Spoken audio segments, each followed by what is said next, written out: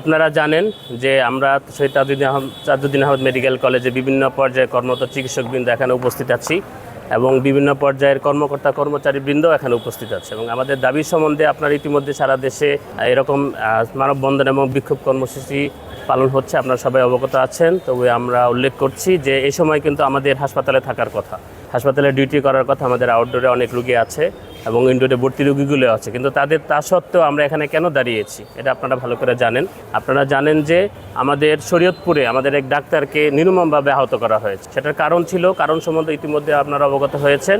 সেটার কারণ ছিল যে একটা মুমূর্ষ রোগী যার ব্লাড প্রেশার কার্ডিয়াক অ্যারেস্টের কারণে তার ব্লাড প্রেশার একদম কমে গিয়েছিল এবং সে প্রায় মারা যাবে এরকম একটা কন্ডিশনে ছিল।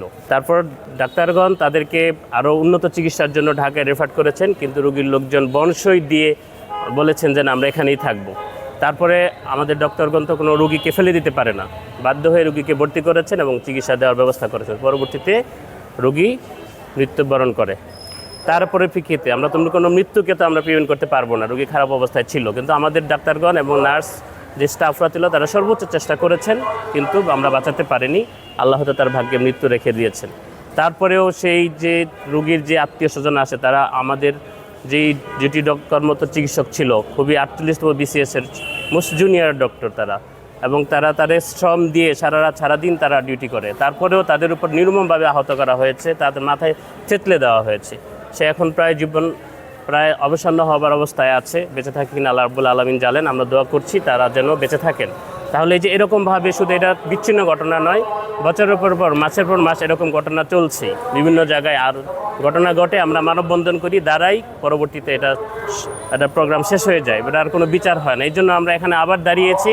আমরা স্বাস্থ্য মন্ত্রণালয়ের কাছে, স্বাস্থ্য মন্ত্রীর কাছে, সর্বোপরি সরকারের কাছে, এবং বিশেষ করে আমরা তাজউদ্দিন আহমদ মেডিকেল কলেজে যেহেতু আছি, তাজউদ্দিন আহমদ মেডিকেল কলেজের প্রশাসন, পরিচালক, ডেপুটি ডিরেক্টর, সহকারী পরিচালক সহ যারা আছে সবার কাছে আমরা অনুরোধ জানাবো আমাদের ক্যাম্পাসকে যেন আমরা নির্মমভাবে কোনো আহত হই এবং মিনিমাম ডাক্তারের গায়ে মিনিমাম টোকাও যেন না পড়ে।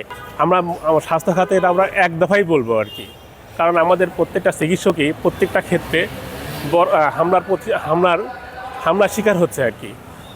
শুধু চিকিৎসক না, তার পাশাপাশি যারা থাকে নার্স, ব্রাদার, তাদের উপর অনেকভাবেই নৃশংসভাবে হামলা চালানো হয়। আমরা চাই এটা স্বাস্থ্য খাতে এক দফা হোক, এবং স্বাস্থ্যমন্ত্রী থেকে শুরু করে বাংলাদেশ সরকারের কাছে আমাদের আবেদন, যাতে করে আমাদের কোনো চিকিৎসককে আর আহত না হতে হয় এবং তারা যেন নির্বিঘ্নভাবে চিকিৎসা দিতে পারে। আর নির্বিঘ্নে চিকিৎসা দিতে পারলে আমি মনে করি প্রত্যেকটা রোগী সুস্থ চিকিৎসা পাবে।